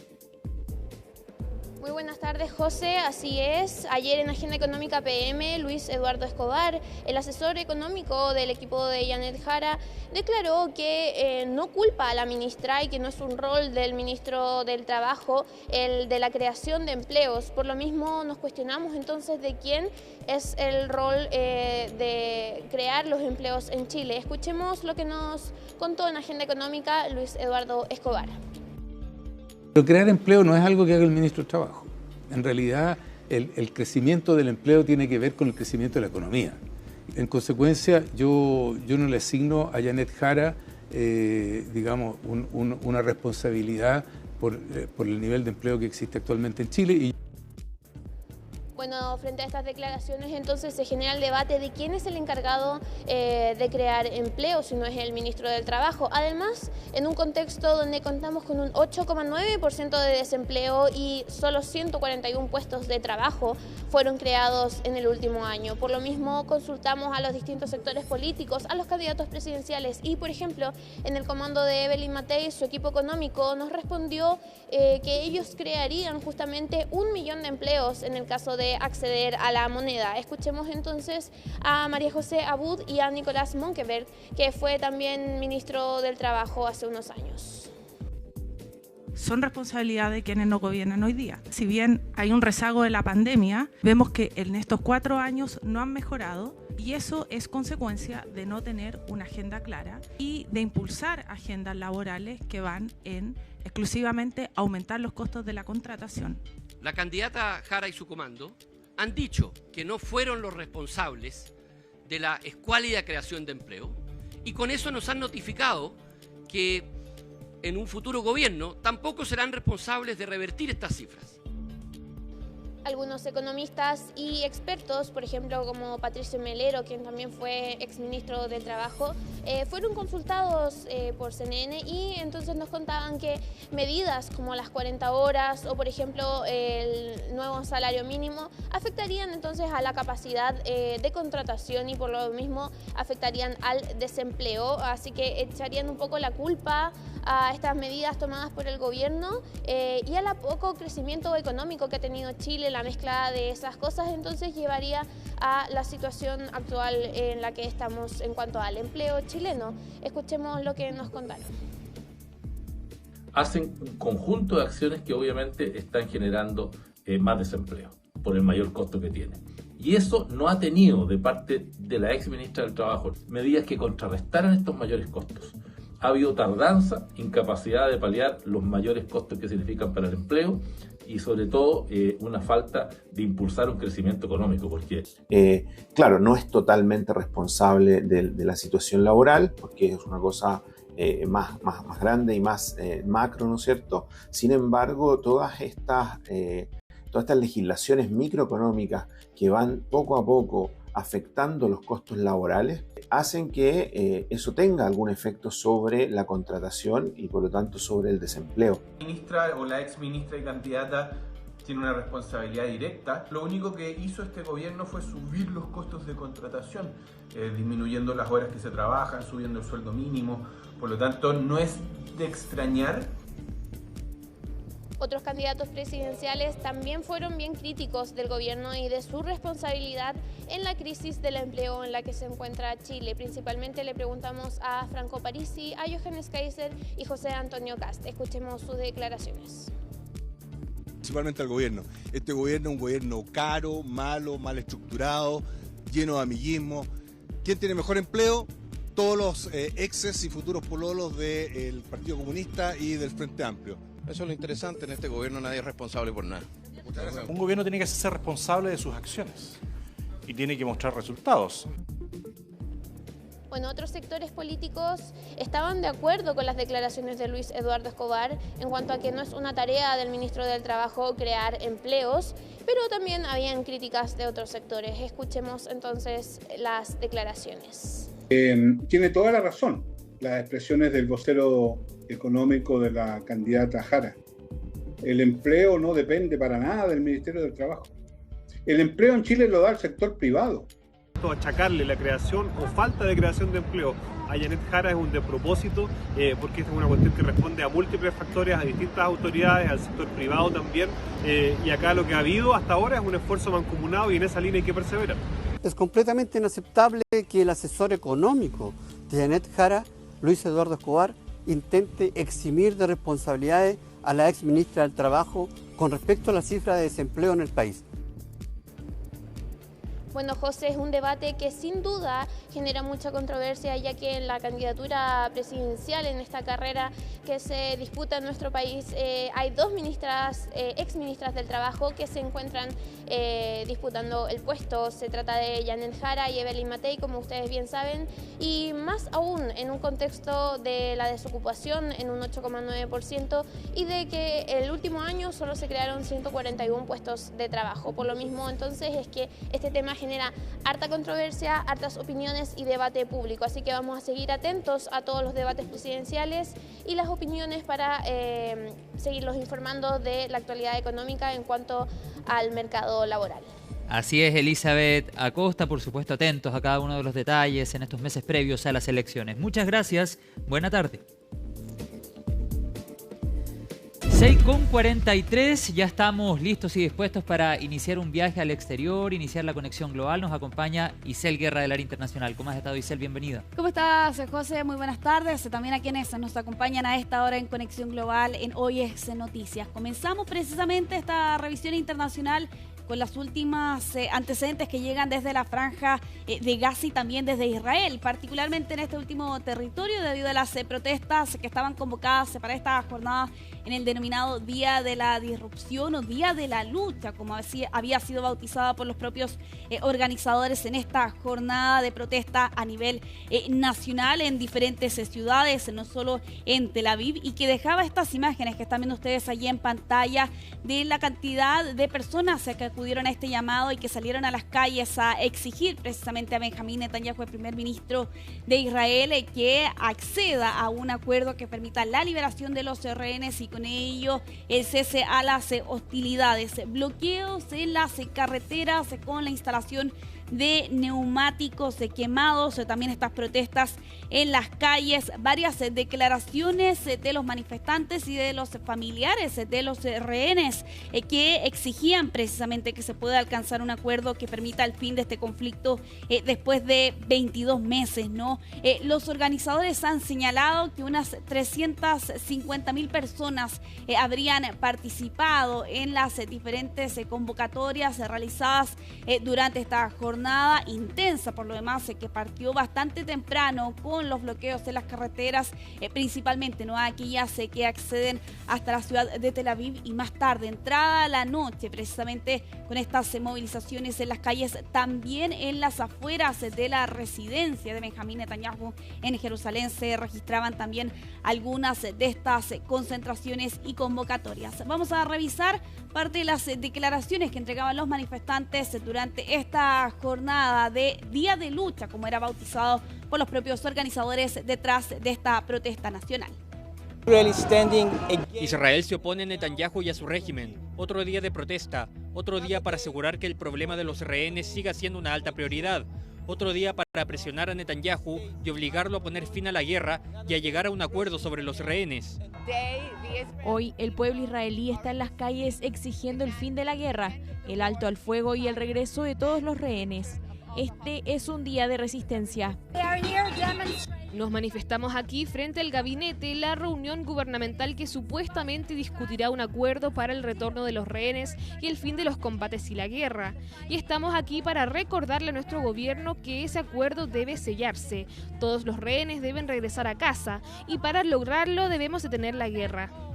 Bueno, recordemos que actualmente hay unos 50 rehenes bajo el cautiverio de Hamas. Se entiende que unos 20 aún permanecerían con vida y precisamente esa es la exigencia que entregan aquí los familiares de los rehenes con cada día, con cada semana que pasa. La probabilidad de poder ver a los suyos con vida se hace cada vez más difícil. Por eso insisten en la necesidad de un acuerdo. Allí en estas declaraciones que estábamos revisando, una de las manifestantes hacía alusión precisamente a una reunión que estaba prevista para esta jornada y que efectivamente se llevó a cabo. Se extendió por aproximadamente 2 horas, pero sin embargo no se alcanzaron mayores acuerdos, al menos lo que ha trascendido a la prensa en estas últimas horas, sin decisiones importantes a las que se hayan llegado en esta reunión del Gabinete de Seguridad.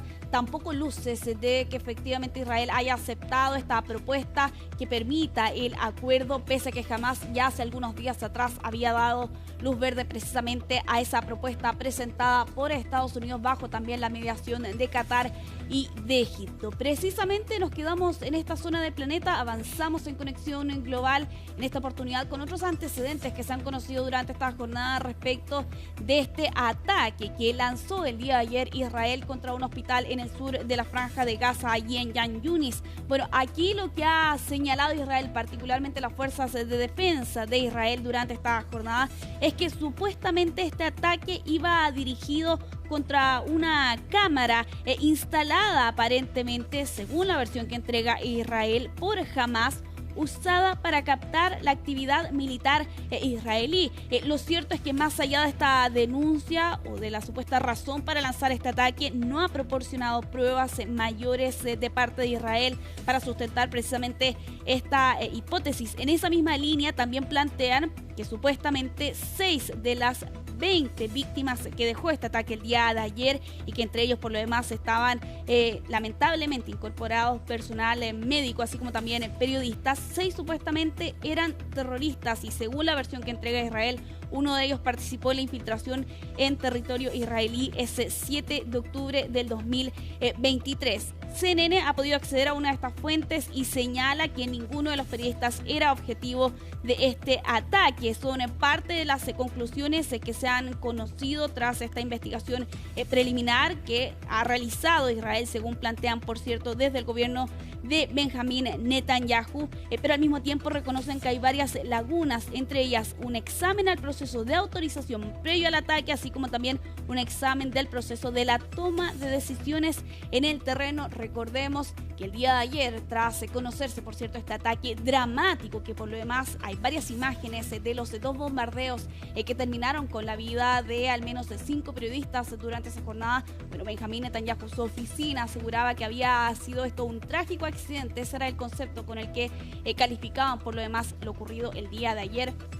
Pese a que por lo demás hay varios reportes de periodistas que han muerto, precisamente han sido asesinados en estos 22 meses de conflicto. Y claro, con una reacción internacional que se mantiene la presión durante esta jornada, sumado también a las protestas que estábamos revisando anteriormente. Desde Naciones Unidas, durante esta jornada, también entregaban sus declaraciones y su condena a lo ocurrido el día de ayer. Vamos a revisar parte de esas declaraciones.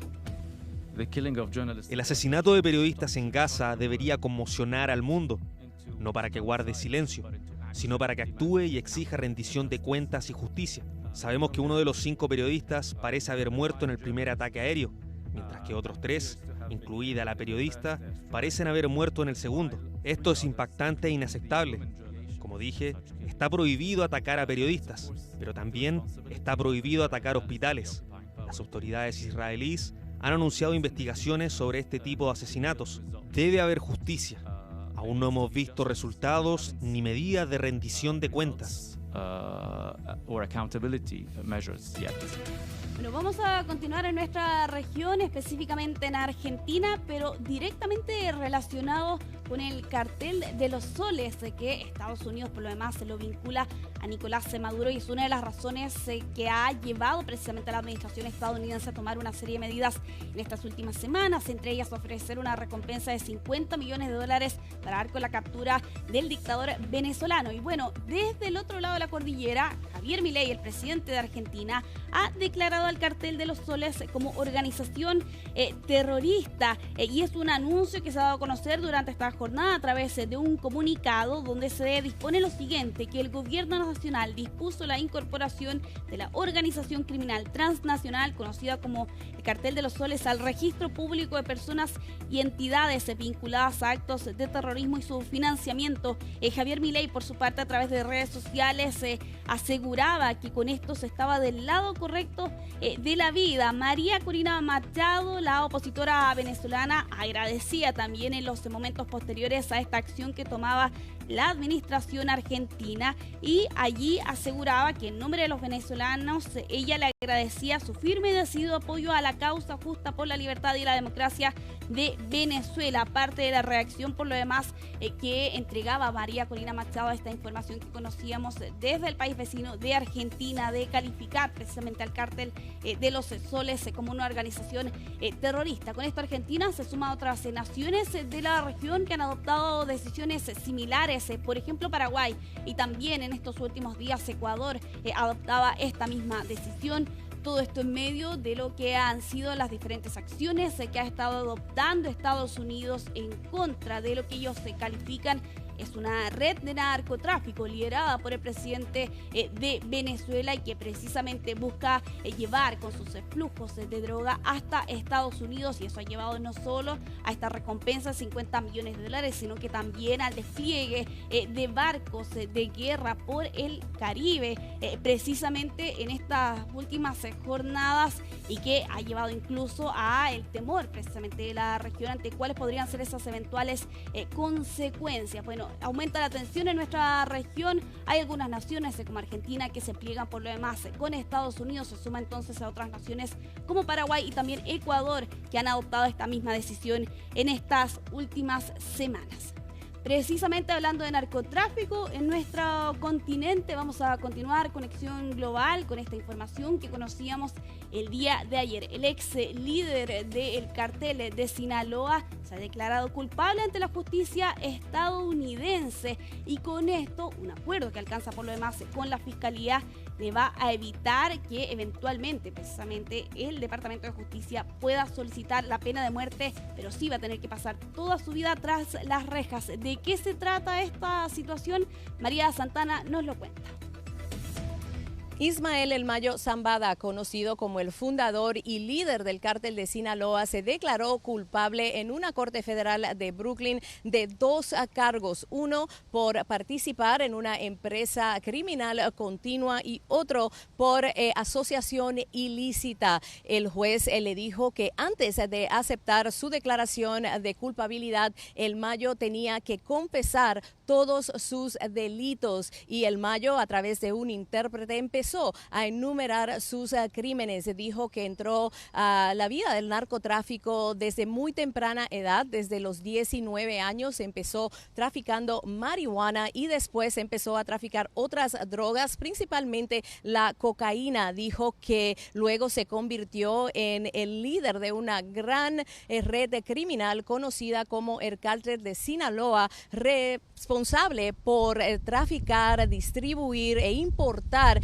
grandes cantidades de cocaína y otras drogas, principalmente hacia los Estados Unidos. También dijo que bajo su control tenía a un ejército de hombres armados que ordenó varios asesinatos y que ese ejército desató violencia en muchas comunidades y que hasta gente inocente perdieron la vida. También dijo que para mantener control de la organización y seguir traficando drogas tuvo que sobornar a políticos, a policías y a militares.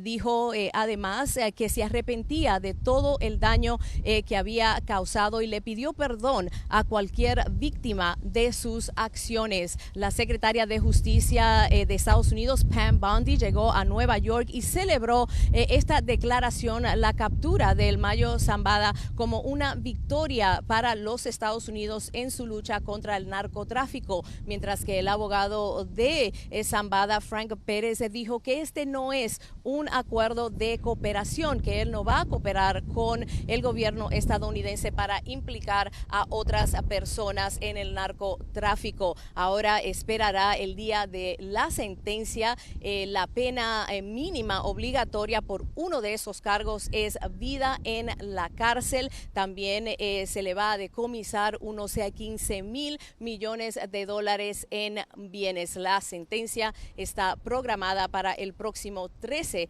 de enero del próximo año. María Santana, Nueva York.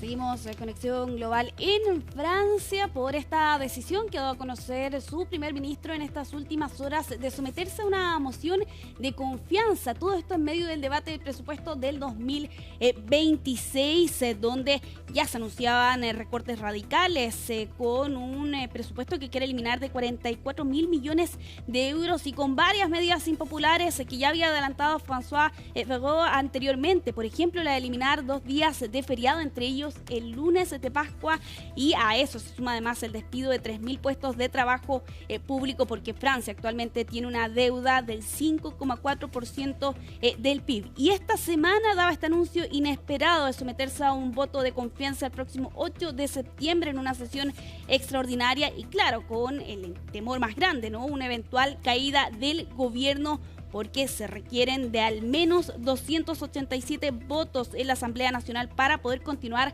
en su cargo. Y la verdad es que Bayrou no tiene esa mayoría en la Asamblea. Actualmente tienen 210 respaldos y se necesitan algunas figuras que ya han anunciado que no van a votar a su favor. Por ejemplo, el Partido Socialista, también la izquierda, Jean-Luc Mélenchon, los ecologistas y los comunistas. Ya gran parte de la izquierda ha anunciado que va a votar en contra, sumándose por lo demás a la ultraderecha de Marine Le Pen, y con el recuerdo que todavía permanece en la memoria francesa de lo que ocurrió en junio de 2024, cuando Macron disolvía la Asamblea y convocaba a elecciones legislativas.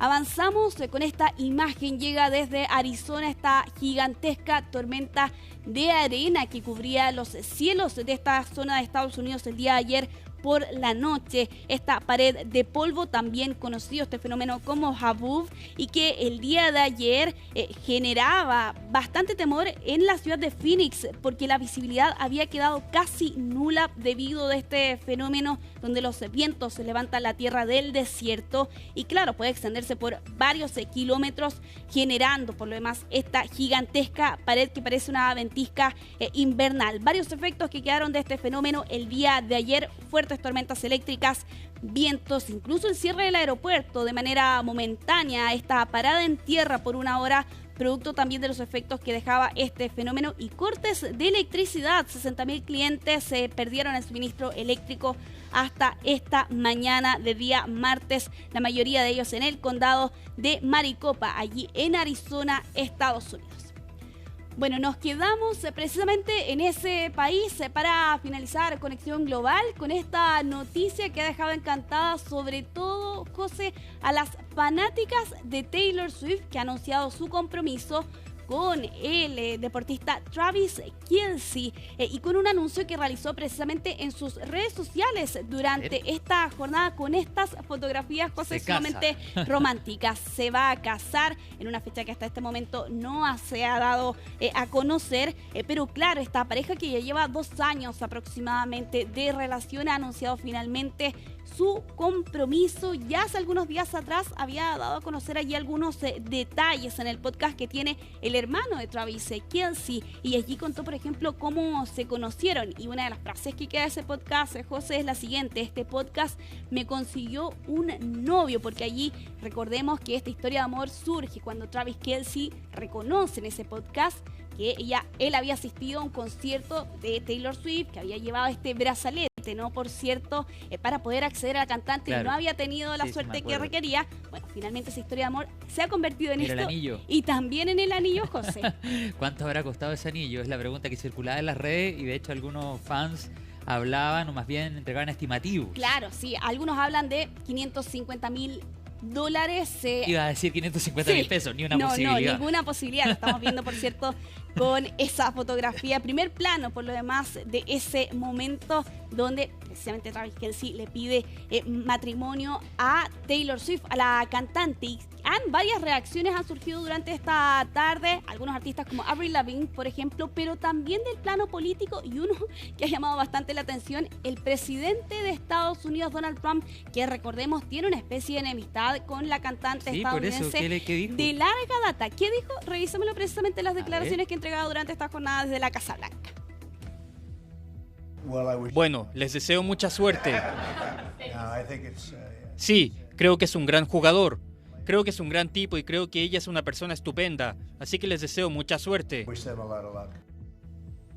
Bueno, hasta Donald Trump tenía palabras para dedicarle a esta pareja, pese a la enemistad que data de aproximadamente el 2018, José. En su momento, la cantante estadounidense dijo que respaldaba a una figura demócrata y lanzó críticas a una republicana que también estaba postulando, por cierto, al Congreso de Estados Unidos. Y de allí en más, varias declaraciones, algunas cruzadas, tan recientes como este año, por ejemplo. Pese a eso, Trump tenía palabras. Claro, se casa Taylor Swift y además que está pronta a lanzar nuevo material musical. Exactamente. Está la esperanza, yo sé, en nuestro país y en la redacción de CNN que venga a Chile, porque nos quedó debiendo el concierto la vez pasada. Exactamente. Bueno, habrá que ver si va a tener tiempo, por lo demás, para otra gira en el corto plazo. Ya, Isel Guerra, que tengas una buena tarde. Gracias Igual, por toda la información. Que esté bien, José. Bien, 7 de la tarde con 2 minutos. Junto a Isel Guerra nos vamos a la pausa. Ahí están las imágenes del puerto de San Antonio. Qué linda imagen, Isel, para ir a la pausa.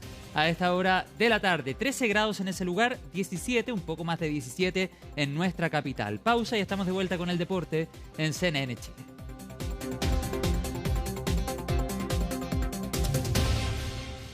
Estamos de vuelta con las noticias. Les cuento ahora que razones estratégicas que permiten, en parte así lo explican, un mayor contacto con sus clientes, hablaría o explicaría un aumento de la ocupación de oficinas en Santiago Centro. La periodista Pilar Gutiérrez tiene todos los detalles de esta información. Pilar, estamos contigo. Buenas tardes.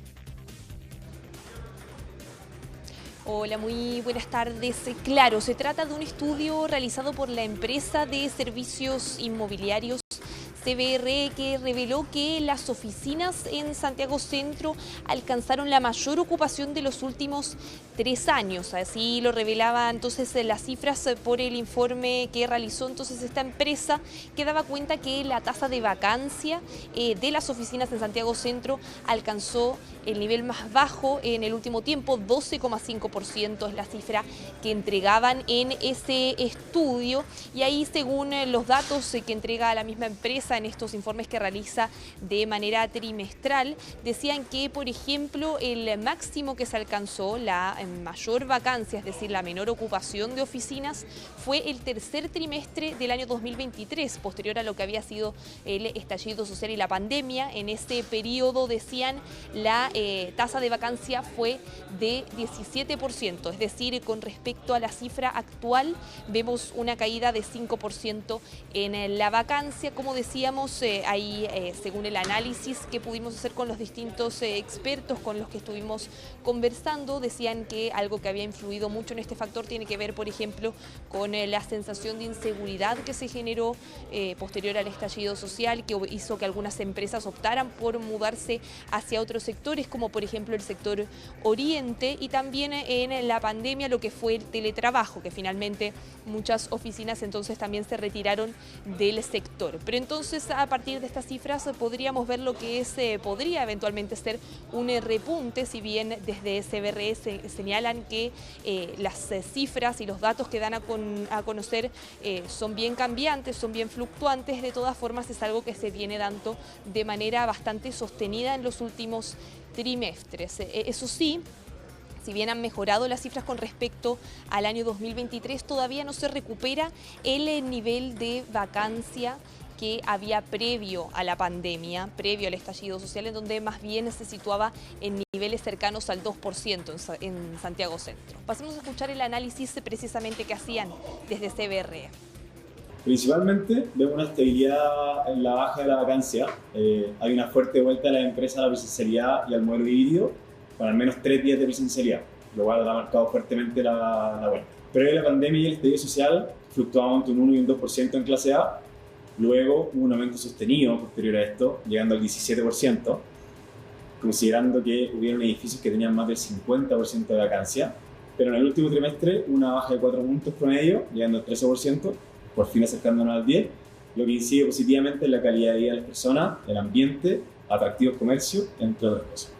Bueno, y durante esta jornada pudimos conversar con varias empresas que están llegando a instalarse a este sector, a Santiago Centro, y es el caso, por ejemplo, de la empresa FECOM, que se dedica a entregar servicios computacionales, por ejemplo, todo lo que tiene que ver con la migración de datos y también con la instalación de equipos. Ellos durante bastante tiempo habían estado en los últimos años situados en el sector Oriente, en la comuna de Las Condes, y lo que nos comentaban es que hacía bastante tiempo que estaban buscando acercarse hacia el sector de Santiago Centro, pero que les estaba resultando bastante difícil, precisamente en línea con los datos también que entregaban en este informe, que cada vez hay una mayor ocupación por parte de las oficinas y por lo tanto cuesta más encontrar un espacio disponible para aquellos que están interesados. Y lo que decían era que el interés de estar en esta comuna tiene que ver sobre todo con factores estratégicos. Nos mencionaban que varios de los clientes están situados por el sector, con los que trabajan de manera cercana en el día a día, también muchos envíos que tienen que realizar a través de correos, por ejemplo, y en ese sentido la ubicación y la cercanía con distintos servicios y clientes lo hacían entonces un destino bastante estratégico. Hace ya un mes entonces que están instalándose, un mes y medio aproximadamente, en el sector de la calle Huérfanos, en el centro de Santiago. Pasemos a escuchar precisamente lo que decían desde FECOM. Bueno, tiene bastante conectividad. Trabajamos hartos con correos, enviando, recibiendo equipos, porque como tenemos técnico a nivel nacional, necesitamos que estar siempre en contacto con el envío y el recibir piezas, entonces nos sirve bastante. Es bastante estratégico estar acá. Estuvimos en una búsqueda bastante larga de oficinas y claro, para lo que nosotros necesitábamos nos costó bastante encontrar. Y algo que destaca el informe de CBRE también, aparte de el aumento de la ocupación de las oficinas en el sector de Santiago Centro, tiene que ver con la mayor participación de arrendatarios del sector privado. Ahí los últimos trimestres se estaba viendo una mayor participación más bien por parte de organismos del Estado, pero eso ahora parece entonces estar cambiando y los privados se están acercando de a poco cada vez más al sector de la comuna de Santiago Centro. También otro caso con el que pudimos reportear también durante esta jornada es el de IDOM, empresa que está ligada a entregar servicios de ingeniería, se encarga de todo lo que son proyectos, diseño de proyectos industriales y también de infraestructura.